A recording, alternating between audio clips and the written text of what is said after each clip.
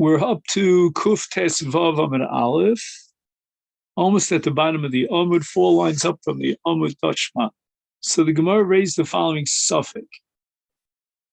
If a person claims to identify the corpse, the dead body of the husband of a woman, and he's only one witness, he doesn't have a second witness with him, and there's a milchama going on. And the Gemara says that maybe we should say that we rely on the testimony of one witness because of the principle called Milsa David Leguye, or should we say no, that Eid Echad is believed only Betziruf if we add to it Daika Uminsba, the fact that she herself will clarify beyond doubt that her husband died. But in this case, that it's Melchama, we have the principle called Didamila, meaning she's not going to be very careful, and be Medagdek Levara Dovar Toshma, Maisa B'Shnei Talmidei Chacham Shoyuboim Abba Yossi ben Simai B'Sfina. So now we have a tragic story about 2 scholars that were on a boat with Abba Yossi, Vitava, and the boat sank.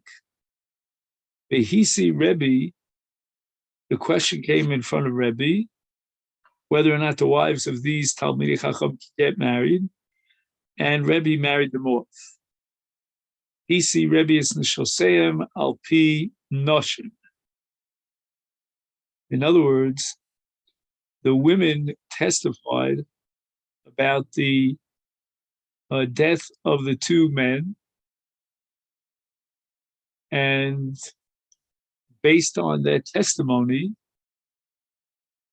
Rebbe was matir the women, the married women, to get married. So the Gemara says, "V'hamaya kimulchamadama."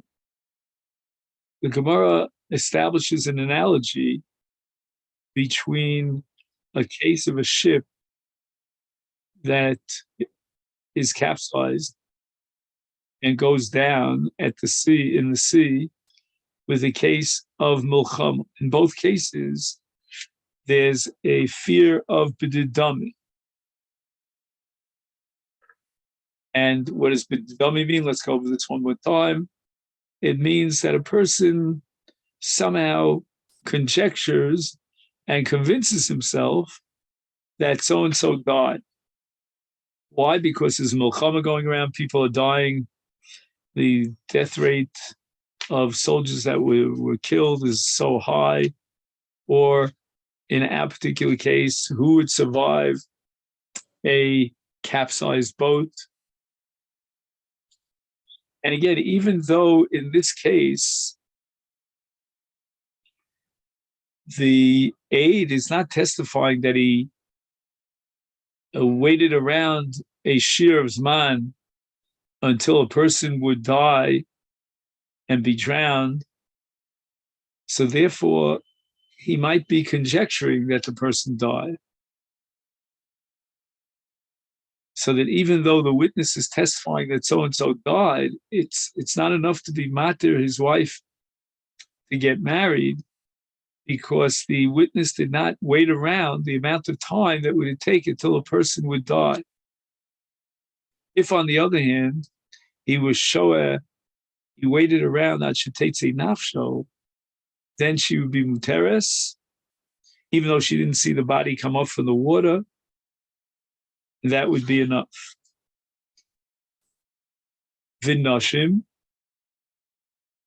Not only that, I mean, you have a double entendre. You have a tightly raised.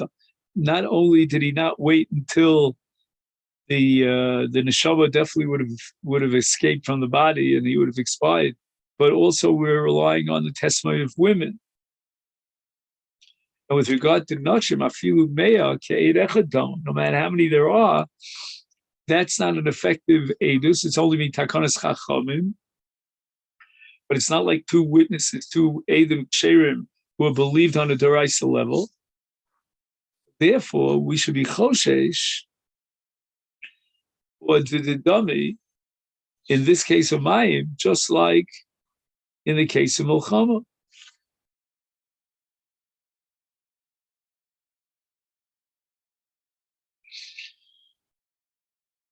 And yet, Afal Pichen, Uktani, it says in the Brisa that that Rebbe, based on this testimony, was willing to marry off these two almonos, right, these two ladies.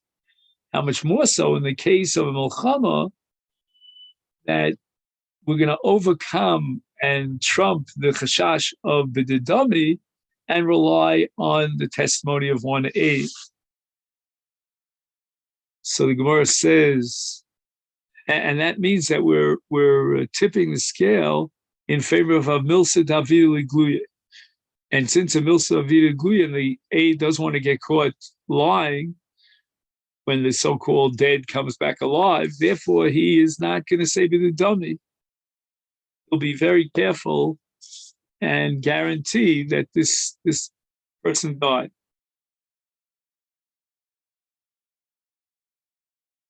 So the Gemara says, "V'tizbra, is it really possible that Rebbe was relying on the testimony of women, and even in this case where they didn't say that they took the corpse out of the water, Mayim shein lem sof minu. We have a principle that when a person is drowning and we can't see the end of the water, then it's possible that he somehow miraculously swam and he got out on the other side, and we were not aware of it. And Mayim shein lem sof surah. We don't allow a married woman, to get married based on a testimony of Mayim shein lem sof. And that would be true even if two Eidim Ksherim would testify that this person drowned. Because as we said before, we're afraid that maybe he climbed up out of the water on the other end. So how is it possible, Esmar, that Rebbe would have been matir a woman to get married based on the edus of Noshim, even if men would have testified in this case, meaning Anoshim Ksherim, she would still not be allowed to get married because it's Mayim shein lem sof. Ella, says the Gemara, Echidami, we have no choice but to reinterpret the scenario. The Amri, Askinu, come on. These women testified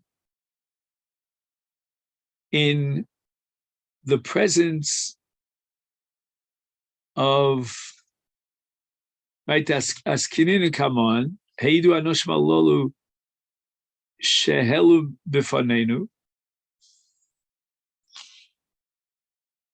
In other words, you misinterpreted. It's not that they testified that we saw him go down into the water, but that we saw his body, after they took him up from the water, and we identified his corpse. And that's not b'didami. And that's why Rebbe was willing to marry off these two women.